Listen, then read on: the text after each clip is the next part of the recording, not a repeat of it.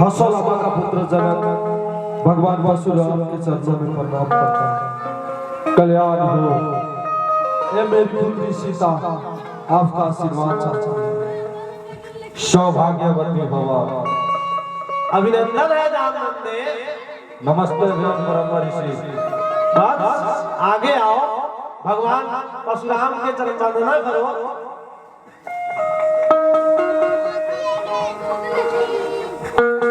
अपना परिचय नहीं दिया तुम दोनों ने। आप तो स्वयं भगवान कहलाते हैं और भगवान को अपने हर भक्त की पहचान होता है।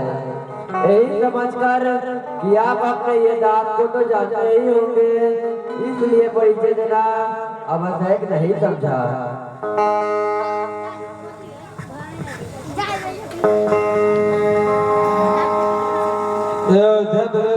महाराज दशरथ के पुत्र राम और लक्ष्मण हैं। आप बड़े ही शुभ घड़ी पे आए हैं। आइए आसन ग्रहण कीजिए भगवान। इन मीठे स्वागत वचनों से तुम हमें पहला नहीं सकते मूर्ख जनक। हम मैंने पर्वत पर तपस्या कर रहे थे, किसी धनुष का टूटने का गौर हमने हमें सुनाई दिया। हम ये जानने आए हैं कि हमारे आराध्य शिव का धनुष का टूटने का दुस्साहस किसने किया है। नहीं मूर्ख जनक, बता बता किसकी मृत्यु हमें यहाँ खींच कर लाई है। बता, नहीं तो जहाँ तक का तेरा राज्य है वहाँ तक का पृथ्वी को उलट पलट कर रख दूंगा। ये समझ लो कि तेरा सारा राज्य नष्ट कर दूंगा, नष्ट कर दूंगा। प्रभु, शिव को धनुष कोई तोड़ दे, ऐसा साहस तो कोई आपका दास ही कर सकता है। इसके लिए क्या गया है आप मुझसे कहिए। सेवक होता है जो सेवा करे, शत्रुता करे उसे शत्रु समझकर दंडी देना चाहिए। जिसके ऐसी धनुष टूटा है वो सशस्त्र बाहु की तरह मेरा शत्रु है। सावधान जनक, विश्वामित्र और यहाँ उपस्थित राजागण और इस सारी सभा को मैं सावधान करता हूँ कि जहाँ भी वो अपराधी छुपा हुआ है उसे निकाल कर बाहर खड़ा कर दिया जाए, अन्यथा उस शिव द्रोही को हम मृत्यु दंड देंगे। एक धनुष टूट गया तो उसमें इतना क्रोध करने की क्या बात है। हमने तो बचपन में कई धनुषा तोड़ डाली, उस समय तो किसी ने क्रोध नहीं किया था। राजा के छोकरे ताली के होश में बात कर विश्व भर में सम्मानित शिव धनुष को बच्चों के धनुष बराबर समझता है। तुम्हें नहीं जानता कि ये वो धनुष है जिससे शंकर ने तिबराई का वध किया था। ब्राह्मण देवता, आपको धनुष और धनुष में फर्क दिखता हो। हम तो क्षत्रिय हैं, धनुषवान से खेलना हमारा निर्दय कर्म है। हमारे लिए तो सब धनुष एक समान है। जिताई का भी हद होता है। लगता है कि तुम्हें अपने जीवन से मोह नहीं रहा। मुझे मोह है कि नहीं, परंतु आपको इस पुराने चीर धनुष से बहुत मोह दिखाई देता है, जिसके टूट जाने पे आप बच्चों की तरह बिलबिला रहे हैं। रघुवर ने इसे हाथ लगाया और ये टूट गया, इसमें उनका कोई दोष नहीं। आप क्रोध त्याग दीजिए मुनिवर, बहुत धक्का लिया। लगता है कि तुम अपनी माता को निपुत्र बनाना चाहते हो। मैंने तो तुम्हें बालक समझकर अब तक छोड़ रखा था और मैं आपको एक ब्राह्मण समझकर आपके ऊपर हाथ उठाना नहीं चाहता, क्योंकि हमारे कुल में ब्राह्मणों का वध नहीं किया जाता, उनकी रक्षा की जाती है। निरंकुश बालक, कदाचित तूने मुझे एक भेदभावी ब्राह्मण समझ रखा है। तुम्हें नहीं जानता कि मैं क्षत्रिय कुलनाशक, बाल ब्रह्मचारी, अति क्रोधी ओ परशुराम हूँ, जिसने कई बार इस पृथ्वी को क्षत्रियों से भीन कर दिया था और क्षत्रिय राजा का सकल नाश कर बार बार इस पृथ्वी को ब्राह्मणों को दान कर दिया था। इस वर्षों से मैंने कितने क्षत्रियों का लहू पिया है और आज लगता है कि तुम्हारा ही लहू से इस फरसे का प्यास बुझाया जाएगा। आप बार बार मुझे डरा रहे हैं, तो ऐसा लगता है कि जैसे एक बालक फूंक मारकर पर्वत उड़ाने की चेष्टा कर रहा है। ब्राह्मण देवता जो वीर होते होने की बातें नहीं करते, वार करते हैं। ये कायर पुरुषों की निशानी है। युद्ध करने के बजाय वो अपने साथ में बड़ी बड़ी बातें बनाने लगते हैं। विश्वामित्र, यदि इस चंचल को बचाना चाहते हो तो हमारे आंखों के सामने से दूर ले जाओ। आप अपनी आंखें बंद कर लीजिए प्रभु, मैं आपको दिखाई नहीं देता। विश्वामित्र, इसे हमारा क्रोध और पराक्रम का शक्ति बताओ। अपनी गुण कथा आप स्वयं इतनी अच्छी सुना लेते हैं कि दूसरे की आवश्यकता ही नहीं। अभी तक अपनी महान कथा गाते गाते दिल नहीं भरा हो तो सुना लीजिए कि किस तरह आपने एक करता वीर कुमार के दोष पर क्रोध में आकर लाखों निर्दोष क्षत्रियों का संहार कर दिया, पिता के ऋण कैसे चुकाया, माता का गला इस फरसे से कैसे काट दिया आपने। सुनाइए सुनाइए अपने महान कार्यों की पुण्य कथा। बस बहुत हो गया। मुझे आश्चर्य है कि तुम मेरे कुठार के सामने आकर अब तक जीवित कैसे रहा। मुझे भी आश्चर्य है कि मेरे देवदिल भैया पर मृत्यु दंड देने की बात कोई मेरे सामने करे और वो मेरे बारे से अब तक बचा रहे।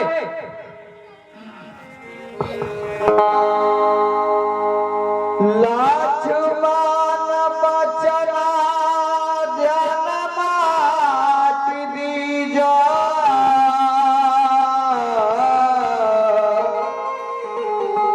जो कछु दंड दासी को दीजो। भगवान आपका सहनशील है, बालक की बातों पर ध्यान मत करिए। और फिर उसने तो आपका कोई अपराध नहीं किया, आपका अपराधी मैं हूँ। मेरे हाथ से ये धनुष भंग हुआ है, यदि दम देना ही है तो मुझे दीजिए। मुझे अपना दास समझकर चाहे मुझ पर कृपया कीजिए या क्रोध कीजिए या फिर मेरे प्राण ले लीजिए। जिस प्रकार आपका यह क्रोध शांत हो सके मैं वो उपाय करने के लिए तैयार हूँ। तुम भी कुछ कम दूर तो नहीं हो। उधर तुम्हारा छोटा भाई तेरा ही सहमति लेकर मुझे क्रोध दिलाकर मेरा शक्ति हीन कर रहा है और तुम हमारे आगे हाथ जोड़कर ऋण बयान कर रहा है।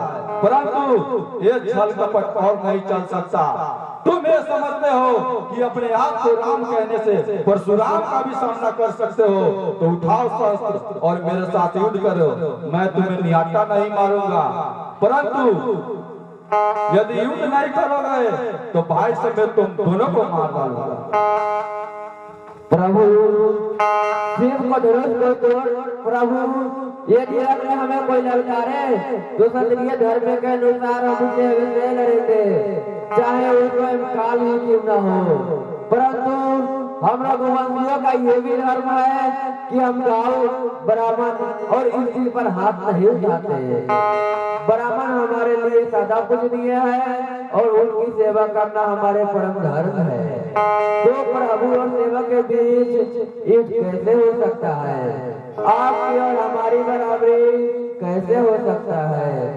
भगवान मेरा तो छोटा सा नाम है राम, परंतु आपका परशु समेत परशुराम। आपने अपने राम को अभी तक नहीं पहचाना तो मैं आपको पहचानता हूँ। आपसे हारने में भी मेरा जीत है। दिव्य शक्ति देखो परशुरामा,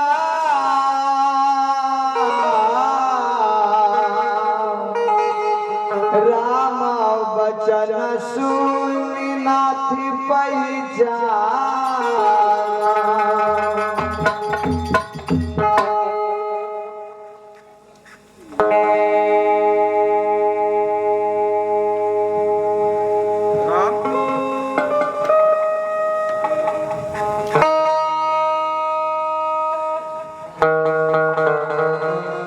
राम ये धनुष विष्णु ने मेरे पितामह घिचिचक के पास धरोहर के रूप में रखा था।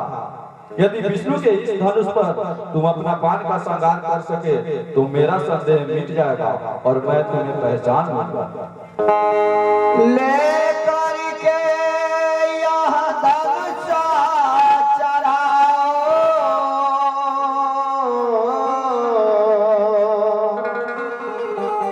अपनी शक्ति मुझे दिखाओ। रघुनंदन आप तो जानते हैं कि ये दिव्य वैष्णवान कभी खाली नहीं जाता है, परंतु एक तो आप ब्राह्मण है और दूसरे गुरु विश्वामित्र विश्वामित्र का बहन का पुत्र है, इसलिए मैं ये अनोखा बात आप पर नहीं छोड़ सकता। अब आप ही बताइए कि मैं किसे नष्ट करूं? आपके पास मनो के गति से जो सर्वत्र आने जाने वाले शक्ति है उनका, या फिर आप अपने तर्क बोल से जो पुण्य लोग अर्जित किए हैं उनका नष्ट करूं? हे रघुनंदन,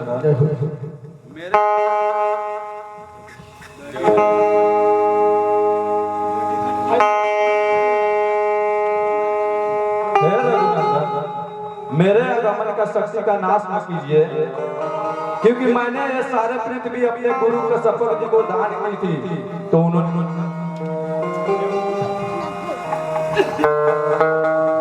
कि तुम अब हमारे राज्य में नहीं रह सकते, तभी से मैं रात्रि को कभी भी पृथ्वी पर विश्राम नहीं करता, और रात को मुझे महेंद्र पर्वत पर जाने के लिए इस शक्ति को परम आवश्यक पड़ता है। परंतु आप अपने इस अमोघ बाण से हमारे पुण्य लोगों को नाश कर दीजिए, जिसके साथ नाश हो जाएगी हमारी कीर्ति, हमारा अहंकार, और अहंकार जानिए हमारा क्रोध। राम, इसे पूर्व दिशा में छोड़ दीजिए।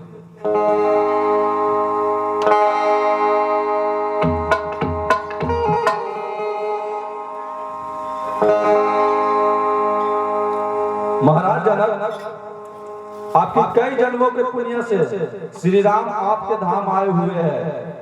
ये संयोग स्वयं बरबर और शंकर के सहमति से ही तय हुआ है। आप राम और सीता को विवाह कर दीजिए, इसी में आपका कल्याण है। जो आ गया भगवान।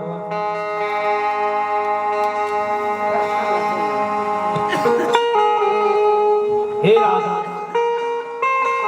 ये शुभ विवाह का मुहूर्त तो धनुष का हम होते ही हो चुका है, फिर भी आप अपने कुल गुरु के आदेश के अनुसार महाराज जनक के यहाँ निमंत्रण पठाकर इस शादी को संपन्न कीजिए।